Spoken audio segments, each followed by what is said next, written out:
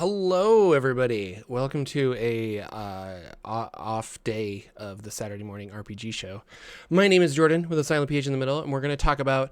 There's been a lot of news going on, and I wanted to touch on some of it. So this is a delayed video, as I was planning on doing this, but I got home from GenCon, got very sick. Was not COVID, but did not feel well. And then as I was feeling better, I took my kid to the park and threw my back out because I am an old man that is actually, I am secretly 90 years old. And so that happens to me. So, yeah, I just wanted to talk about some of the things that are going on in the world of RPGs because there's a lot going on. But first, GenCon was super fun. This is some of the books that I picked up. I got the Monster Overhaul, which I'm going to do a longer video on this in the future. Probably on the Jocular Junction, as this feels like more of an OSR book. But it really reevaluates how I think monster manuals should be created. And I just liked this book a lot. This is by Scribbles. He did Industrial Magical Revolution, I believe, which is another fun book. But this is just a monster manual. What sets it apart is that everything's categorized in kind of an interesting way. And then on top of that, every monster has motivations, and here's like a base monster, and here's how to change it on the fly, and here's how to do this. And so you don't really need terrain. Like a lot of monster manuals will do things like forest, and then you'll search forest and you'll be like, here are all the monsters you'll find in a forest. And it says in here, like, I don't need to be told that caves are in, or caves. I don't need to be told that bears are in a forest because they're in a forest. I don't need to be told that undead are in a graveyard. What this is more like, I know the monster I want, but I need to fine tune it somehow. And it's the Monster Overhaul by Scribbles. This is really an incredible book that has given me a new perspective on what we should expect from monster books. There's a lot of monster books out recently. Like, we're going to talk about it, but MCDM's monster book just released. Lots of crazy stuff going on. I think Tome of Beasts 1 Revised is out on print. There's just so many monster books. The other thing I picked up from GenCon, I picked up a lot of things, but these are the two things I wanted to highlight. This is by Money Cook Games, and it's called The Darkest House.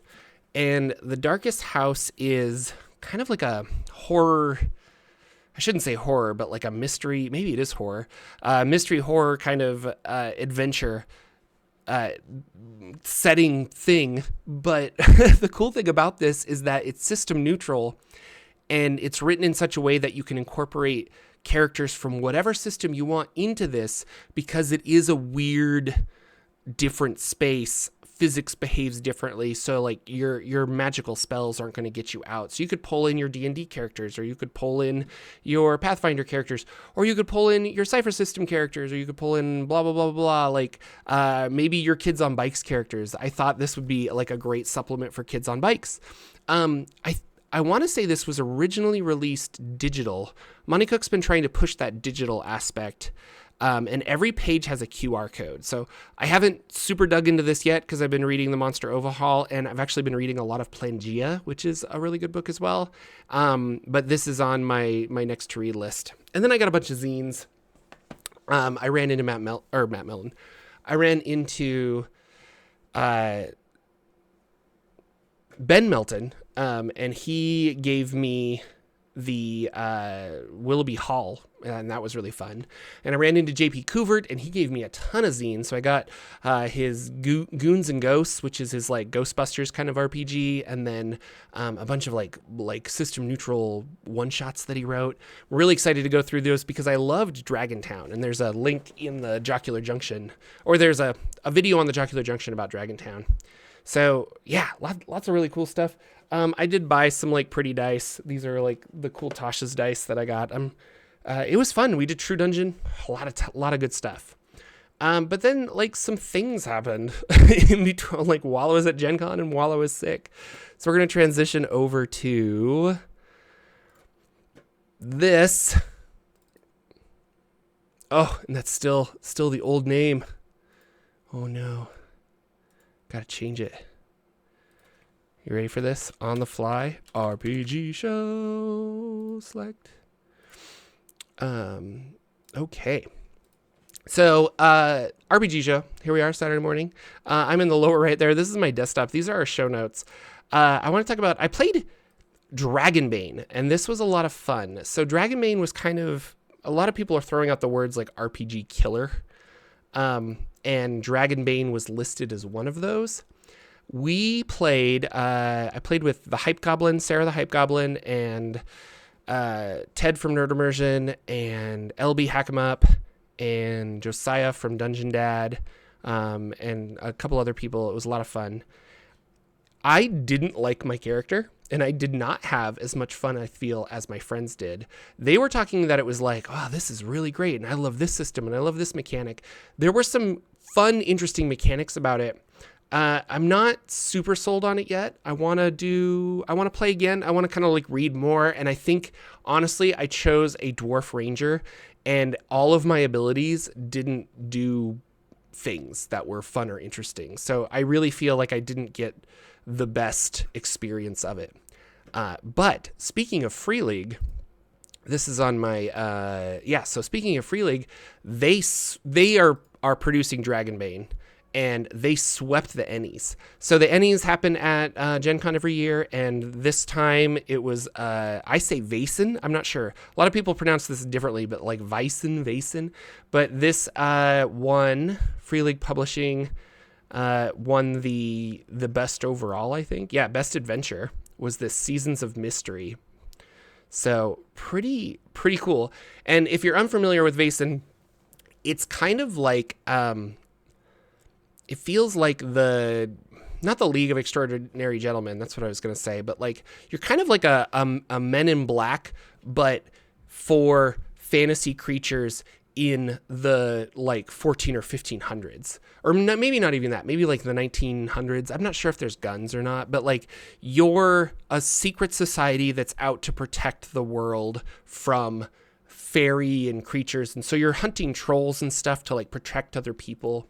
Kind of reminds me a little bit of the that movie with the Grimm's fairy tale movie. I don't remember, but they were like hunters of witches and stuff. They were like the Grimm people. Could be a similar thing. Pretty fun. I did play a mini campaign of this, and I loved Vaesen, and so I was really excited that it won because it's just such a unique. The mechanics really complement the world. And the world is very, very interesting. So I would highly recommend that. Journey Through the Radiant Citadel won silver. And so lots of really cool people work on this. I actually got to see a content. We went to a panel that had Jeet A. George on it. And that was really, really fun to see him working on it. He was really proud of his team of writers, and he talked a lot about the writing process for this and stuff. And I also got to run into Justice, and he's a super fun guy. That was a lot of fun to chat with him. Just some really cool people. So I would check it out. You can go to ENNIE-awards.com and check out the 2023 winners. There was some really cool stuff here. What else? Oh, best cover art. Historica Arcanum, The City of Crescent. Metis Creative, they actually are they sent me a big package. I'm going to do an unboxing video at some point of it because it's a phenomenal. So keep an eye out for that. But, boy, they make really cool stuff. And I've covered some of their stuff before. Actually, it was this one, I think, maybe, that I covered. Can't remember. But a really cool setting for 5e. And they have some awesome art in their stuff, for sure. Interior was, Vaesen, RPG, Mythic Britain. Blade Runner was Free League. They were on Best Cartography. Electronic Book, Brindlewood Bay. I think that's the Golden Girls horror one that I should check out. I should definitely check that out. Best Family Game, Avatar Legends. Pretty excited about that. I do like the Goblins. This is another thing I want to do a thing on. So Lex Mandrake, friend of the show, he actually bought me this and for like a birthday present and stuff. And it's so fun. So this is another one that I want to do an update on and actually check out. I'm happy that the things that I really enjoy win. It's kind of fun. Root, which I am still not super knowledgeable about Magpie's little role-playing game here where you're animals, but it's popular.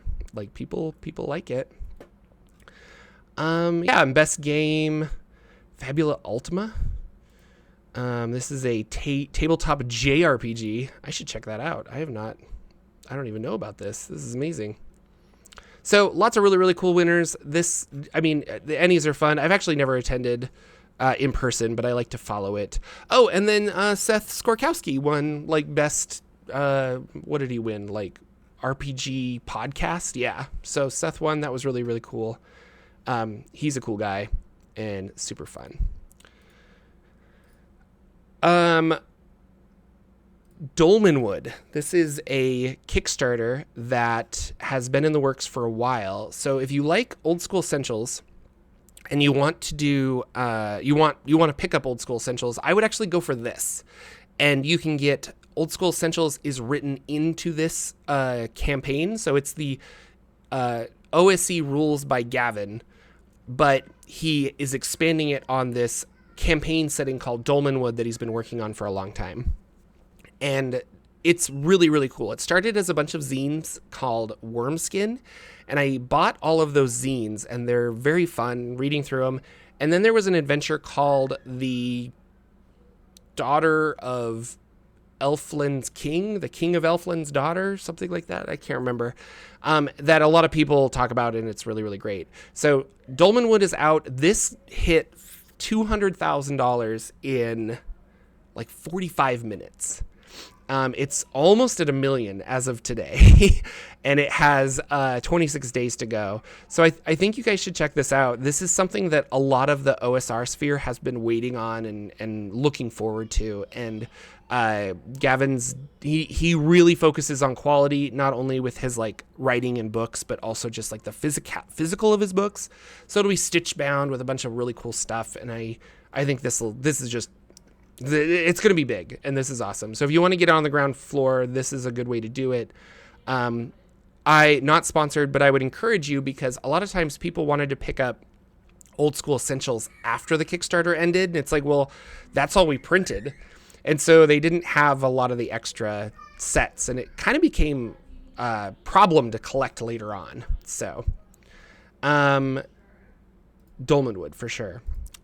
I had a lot of conversations about AI art. Excuse me, I'm going to cough. So sorry. Oh my gosh, switch back over here. I had a lot of conversations about AI art with artists and creatives and writers and stuff. And this was before the Bigby's book controversy kind of swept in. So I don't know, a lot of you probably know I made this thing called Mecha Hack, and I'm pretty proud of it. And I put it out on Itch, and I was like, I don't have art, but like RPGs without art just don't feel right to me. I'm going to generate some stuff, because myself, like a million other people, have been experimenting with Midjourney. And honestly, it's fun. Like, Midjourney's fun. And I don't necessarily agree the people that are taking it to turn a quick profit, like they're just generating hundreds of images and then selling them to a stock photo site, like that just feels icky. And so I don't really approve of that, but it's fun to play with. Like, we've done some really not creative, but like really interesting prompts that have led to some really odd things that we would not have expected. So for Mechagoons, I generated a couple like robots, and I'm like, cool, I'll throw that on there. It'll make it look better.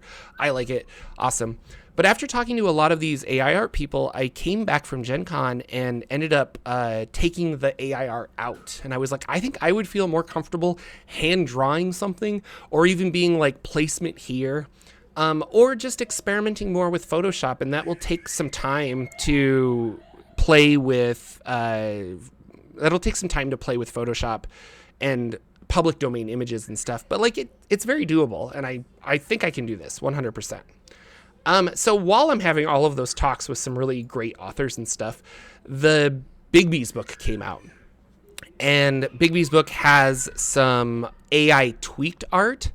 And there are two kind of controversial things that are happening. One of them got very big because I think the artist spoke out. And the other one, nobody's really talking about still. And maybe you can let me know in the comments below if it's still a problem. But we'll go for the big one, or the one that everybody knows about, is there was a giant that had some wonky feet and some wonky stuff. And it turns out, I believe that the artist had some initial sketches they made, and then they used AI to kind of flush it out and filter it and things like that. And that is a doable thing. And this is also 2 years ago when we didn't have like the huge amount of AI controversy that we have now. So with that, sold the pieces there, and then the pieces were sitting on Wizards of the Coast server. And then they finally piled together this book and shipped it out and was like, we're good. People noticed. People are looking for things to be angry at Wizards of the Coast about. I'm not blaming them. You just go ahead and be angry at companies because they're companies. Usually they want to take advantage of you to get more money. And this is no excuse. But the artist was like, well, yeah, I did this. And then they were like, oh, and I saw the writing on the wall where I'm like, well, Wizards is going to just distance themselves from that artist. They're going to put all of the blame on that artist and then say, like, we didn't know, we're out of the, we're okay. And I also kind of disagree with that because, like, you have so many people that are working on a book and checking it. You have an art director that is like organizing all of that stuff. The book is seen and checked, every piece, like over and over and over, and they didn't catch any of that. So I really want to put the fault more on Wizards than the artist, and the artist who's like, I'm just using the tools that I have to do the thing. I still drew it. I just manipulated it with AI art. Like, how is that? I don't know. I guess I shouldn't make comparisons, but like, I really think the fault should be at Wizards for publishing it in the first place, if that was their intent to not have this, rather than shifting the blame to their, hey, we didn't know that they were using AI stuff, but going forward, we're not going to do this. This is all their fault. Because I'm sure if that piece of art was like really popular and really amazing, Wizards wouldn't share the limelight and be like, oh yeah, like you should go check out that artist and all of the cool things that they've done. Like, instead, they're just like, isn't our book amazing? Buy more of our book. It doesn't go both ways. And that's what makes me sad about it, is because, when it's a bad thing, we can push blame onto the artist. But if it's a good thing, we take the credit and hold it for ourselves, like the company. And I don't like that. And who knows if they would or would not. Now, the second thing, and I can't find, maybe this is just hearsay, but there were another artist that submitted some sketches or proof of concept, and then apparently this is not uncommon, but they'll take that sketch and give it to a different artist to like finish because of schedules or something like that. And so this was a weird one where the artist did a bunch of stuff and then it got shifted over to another person, and that person used artificial intelligence to like augment the picture further. So again, this is not straight up generating using Midjourney and putting it into your thing. This is kind of a Photoshop, like just flesh out the details for me. But that one weirds me out because, like, if I drew something and I handed it to Wizards and they're just like, okay, and then they hand it to somebody else to like fix or whatever, but without contacting me, but maybe that's the business. Like, I don't know. Like, I would feel really weird with that. The Ajit A. George panel that we went to go see, he was talking about Radiant Citadel, and the whole panelists were talking about writing, but they were saying, like, what if one person asked a question, like, what if you get some writing from the person, because I'm the director, I'm trying to get this whole book together. What if you get some writing from a person and it's just not what you want? Do you change it yourself? You're like, well, I can change it. I want it to sound like this, and I want this and this and this, and I'm the director. I'm the head of this tabletop RPG product. I'm going to do this. But that really puts a bad taste into the writer that you're working with. And so it's better they were saying that you could just do that and it would be done and maybe it's faster, but you're going to burn a lot of bridges and people won't want to work with you. Instead, you would go to them and you say, hey, I want you, since I hired you to write this, can you rewrite this in a way that is acceptable for me, like in a way that matches what my entire vision for the book is? And you work with them, and there's drafts back and forth and things like that. But to just take stuff and be like, oh, I'll just do this. And then that got me thinking about Candlekeep, that Candlekeep Mysteries book where the author straight up said, you changed so much of what I submitted to you take my name off of this book. I don't want to be associated with it, because he didn't feel that he even wrote it anymore. Like, they just took a couple ideas and changed everything so drastically, and he had no input on that. So again, Wizards is not like, they're used to this. They're used to just, let's freelance, let's pull in all of this stuff, and then we'll combine it into a product and send it out and be like, look at what we made, when in fact it's like you not stole because they paid for it, but it's not a collaborative process like you might think it is. So kind of interesting. I don't know. And I've still got coughs because I'm getting over my cold. So that was the big controversy. I also had my epiphanies about AI art and kind of how I feel about it. I still like to play with Midjourney, but I don't think I would ever, use it as like use it in a product, I guess, just like for fun, to be like, what does the dragon look like walking around in New York Times Square? Like, that's cool. But I don't know. It is a weird concept that I can say, do this in the style of this relevant comic artist, and it comes up and it does that. And it's like, well, what taught that thing to make it in the style of that artist? I don't know. We'll see what the people of the world decide to do law-wise about a lot of that stuff. So, I think that was the big thing I wanted to talk about. Is GenCon's over, lots of stuff happening. Planescape is coming out. I did go to the Planescape panel, and it was very dry, and there was not a lot there.